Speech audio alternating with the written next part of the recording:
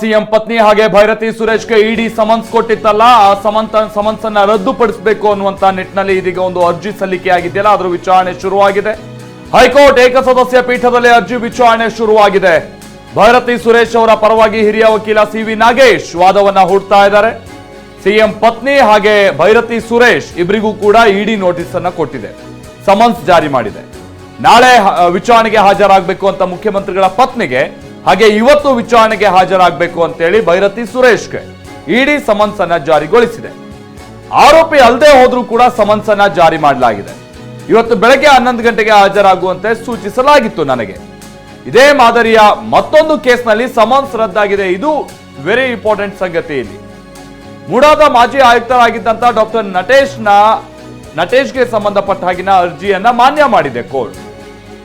ಅಂತ ಅಂದ್ರೆ ನಟೇಶ್ ಅವರನ್ನು ಕೂಡ ಇಡಿ ವಿಚಾರಣೆಗೆ ಒಳಪಡಿಸಿತ್ತು. ಈಗ ಆಲ್ರೆಡಿ 2 ಬಾರಿ ಅವರ ಹೇಳಿಕೆಯನ್ನ ಪಡೆದುಕೊಳ್ಳಲಾಗಿದೆ. ಆದ್ರೆ ಈ ಪ್ರಕರಣದಲ್ಲಿ ಇಡಿ ವಿಚಾರಣೆ ಮಾಡೋದಕ್ಕೆ ಬರೋದಿಲ್ಲ. PMLA ಆಕ್ಟ್ ಅಡಿ ಇದು ಅನ್ವಯ ಆಗಲ್ಲ. ಆದ್ರೂ ನನ್ನನ್ನ ವಿಚಾರಣೆ ಮಾಡಲಾಗಿದೆ, ನನ್ನ ಹೇಳಿಕೆಯನ್ನ ಪಡೆದುಕೊಳ್ಳಲಾಗಿದೆ. ಮುಂಬರುವಂತಹ ದಿನದಲ್ಲಿ ಇಡಿಯಿಂದ ವಿಚಾರಣೆಗೆ ನನ್ನನ್ನು ಒಳಪಡಿಸಬಾರದು, ನನಗೆ ಈ ಪ್ರಕರಣದಿಂದ ಮುಕ್ತಿ ಕೊಡಬೇಕು ಇಡಿ ನೋಟಿಸ್ ವಿಚಾರದಿಂದ ಅಂತ ಹೇಳ್ಕೊಂಡು ನಟೇಶ್ ಅವರು ಸಲ್ಲಿಸಿದಂತ ಅರ್ಜಿಯನ್ನ ಕೋರ್ಟ್ ಮಾನ್ಯ ಮಾಡಿದೆ. ಸೊ ಅದೇ ವಿಚಾರವನ್ನ ಇದೀಗ ಭೈರತಿ ಸುರೇಶ್ ಹಾಗೆ ಮುಖ್ಯಮಂತ್ರಿಗಳ ಪತ್ನಿಗೆ ಸಂಬಂಧಪಟ್ಟ ಹಾಗಿನ ಅರ್ಜಿಯ ವಿಚಾರಣೆ ಸಂದರ್ಭದಲ್ಲೂ ಕೂಡ ಉಲ್ಲೇಖ ಆಗ್ಬಹುದು ಅನ್ನುವಂತ ನಿರೀಕ್ಷೆಯಲ್ಲಿತ್ತು. ನಟೇಶ್ ಅವರ ವಿಚಾರಕ್ಕೆ ಸಂಬಂಧಪಟ್ಟ ಹಾಗಿನ ತೀರ್ಪು ಸ್ವಲ್ಪ ಹೊತ್ತಿನ ಮುಂಚೆ ಪ್ರಕಟ ಆಗಿರುವಂತದ್ದು. ಇದೀಗ ಭೈರತಿ ಸುರೇಶ್ ಅವರ ವಿಚಾರಣೆಗೆ ಸಂಬಂಧಪಟ್ಟ ಹಾಗೆನೂ ಕೂಡ ಆ ತೀರ್ಪು ಇಲ್ಲಿ ಉಲ್ಲೇಖ ಆಗ್ತಾ ಇದೆ.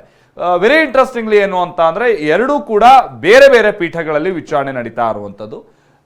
ಹಾಗಾಗಿ ಅಲ್ಲಿಯ ಜಡ್ಜ್ ಕೊಟ್ಟಿರುವಂತ ಆ ತೀರ್ಪನ್ನ ಈಗ ನಡೆಸ್ತಾ ಇರುವಂತ ವಿಚಾರಣೆಯ ಸಂದರ್ಭದಲ್ಲಿ ಜಡ್ಜ್ ಹೇಗೆ ಪರಿಗಣಿಸ್ತಾರೆ ಅನ್ನೋದನ್ನ ನೋಡ್ಬೇಕಿದೆ. ನಿಜಕ್ಕೂ, ಯಾಕಂದ್ರೆ ಈ ಪ್ರಕರಣದಲ್ಲಿ ನಾವು ಮತ್ತೊಂದು ವಿಷಯವನ್ನ ಇಲ್ಲಿ ಮಹತ್ವ ಪಡೆದುಕೊಳ್ಳುತ್ತೆ. ಅದು ಈ ಸಿಎಂ ಪತ್ನಿ ಪಾರ್ವತಿಯವರು ಈ ಪ್ರಕರಣದಲ್ಲಿ 2ನೇ ಆರೋಪಿ ಆಗಿರುವಂತದ್ದು. ಹಾಗೇನೆ ಅವರಿಗೆ ಸಮನ್ಸ್ ಜಾರಿಯಾದಂತಹ ಸಂದರ್ಭದಲ್ಲೂ ಆ ಸಮನ್ಸ್ನಲ್ಲಿರುವಂತಹ ಅಂಶಗಳನ್ನ ನಾವು ಗಮನಿಸ್ತಾ ಹೋದಾಗ ಅದು PMLA ಆಕ್ಟ್ ಅಡಿ ಅನ್ನೋದನ್ನ ಅಲ್ಲಿ ಮೆನ್ಷನ್ ಮಾಡಲಾಗಿದೆ. ಹಾಗಾಗಿ ಡಾಕ್ಟರ್ ನಟೇಶ್ ಅವರ ವಿಚಾರದಲ್ಲಿ ತೆಗೆದುಕೊಂಡಂತಹ ಒಂದು ನಿರ್ಧಾರಕ್ಕೂ ಇದಕ್ಕೂ ವ್ಯತ್ಯಾಸ ಇರುತ್ತಾ, ಅಥವಾ ಪರಿಶೀಲನೆ ಹೇಗಾಗತ್ತೆ, ಯಾವುದನ್ನ ಪರಿಗಣನೆ ಮಾಡಲಾಗತ್ತೆ, ಇದು ಇಲ್ಲಿ ಬಹಳ ಪ್ರಮುಖ ಆಗತ್ತೆ. ಆರೋಪಿ ಎಲ್ದಿದ್ರೂ ಕೂಡ ಇಡಿಯಿಂದ ಸಮನ್ಸ್ ಜಾರಿಗೊಳಿಸಲಾಗಿದೆ ಅಂತ ಭೈರತಿ ಸುರೇಶ್ ಪರ ವಕೀಲರು ಸಿ.ವಿ. ನಾಗೇಶ್ ಅವರು ವಾದ ಮಾಡಿದ್ದಾರೆ. ಹಾಗಾಗಿ ಭೈರತಿ ಸುರೇಶ್ ಅವರ ವಿಚಾರಕ್ಕೆ ಸಂಬಂಧಪಟ್ಟಂತೆ ಕೋರ್ಟ್ ಏನ್ ನಿರ್ಧಾರಕ್ಕೆ ಬರುತ್ತೆ, ಇವತ್ತು ಅವರಿಗೆ ಹಾಜರಾಗಬೇಕು ಅಂತ ಸೂಚನೆಯನ್ನ ಕೊಡಲಾಗಿತ್ತು.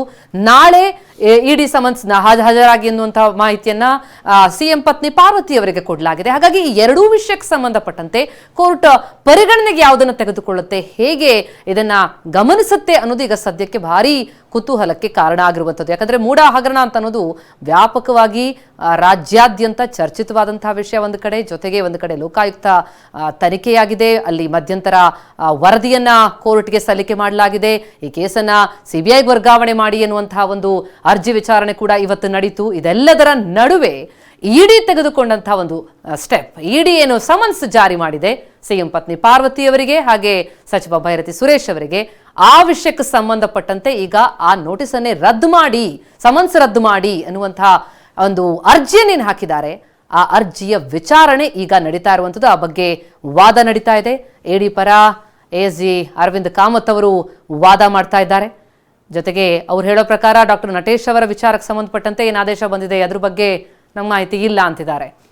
ಆದರೆ ಅದು ಇಲ್ಲಿ ಪ್ರಮುಖ ಪಾತ್ರವನ್ನು ವಹಿಸುತ್ತಾ, ಅದು ಬಹಳ ಮುಖ್ಯ ಆಗುತ್ತೆ. ಯಾಕಂದ್ರೆ ಸಿಎಂ ಪತ್ನಿ ಪಾರ್ವತಿಯವರಿಗೆ ಕೊಟ್ಟಂತಹ ಸೈಟ್ ವಿಚಾರಕ್ಕೆ ಸಂಬಂಧಪಟ್ಟಂತೆಯೇ ದೂರು ದಾಖಲಾದದ್ದು ಮೊದಲಿಗೆ. ಹಾಗಾಗಿ ಈ ಹಿನ್ನೆಲೆಯಲ್ಲಿ ಈ ಕೇಸ್ನಲ್ಲಿ ಇಡಿ ತೆಗೆದುಕೊಳ್ಳುವಂತಹ ಈ ಸಮನ್ಸ್ ಹೇಗೆ ಪರಿಗಣನೆಗೆ ಬರುತ್ತೆ, ಸಿಎಂ ಪತ್ನಿ ಪರ ಹಿರಿಯ ವಕೀಲ ಸಂದೇಶ್ ಚೌಟ ಅವರು ವಾದ ಮಾಡ್ತಿದ್ದಾರೆ.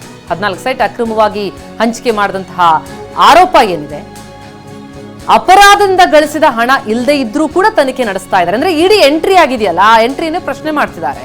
ಹೀಗಾಗಿ ತನಿಖೆಗೆ ತಡೆ ನೀಡೋದಕ್ಕೆ ಸಿಎಂ ಪತ್ನಿ ಪರ ವಕೀಲರು ಮನವಿ ಮಾಡ್ತಾ ಇದ್ದಾರೆ. ಸಂದೇಶ್ ಚೌಟ ಮನವಿ ಮಾಡ್ತಾ ಇದ್ದಾರೆ.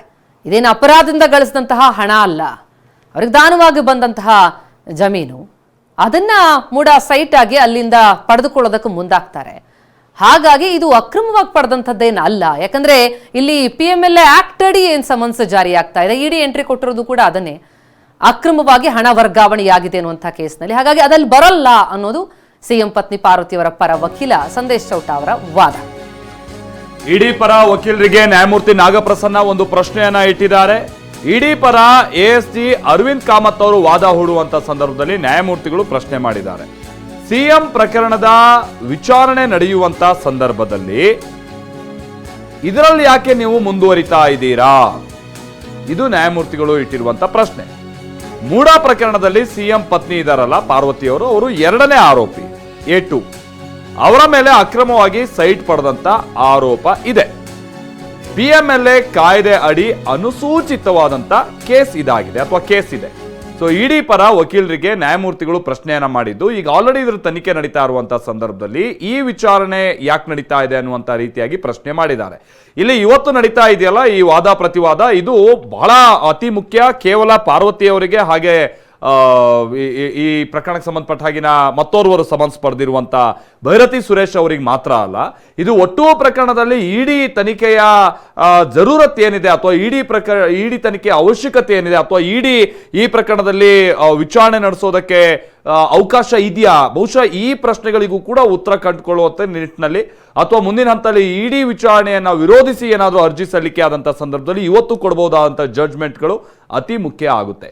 PMLA ಅಡಿ ಯಾಕೆ ಈ ಪ್ರಕರಣ ಬರುತ್ತೆ ಅನ್ನುವಂಥದ್ದನ್ನೇ ಹಲವು ಸಂದರ್ಭದಲ್ಲಿ ಈ ಪ್ರಕರಣದ ಆರೋಪಿತರು ಪ್ರಶ್ನೆ ಮಾಡ್ತಾ ಇದ್ದಂತ ಸಂಗತಿ ಆಗಿತ್ತು.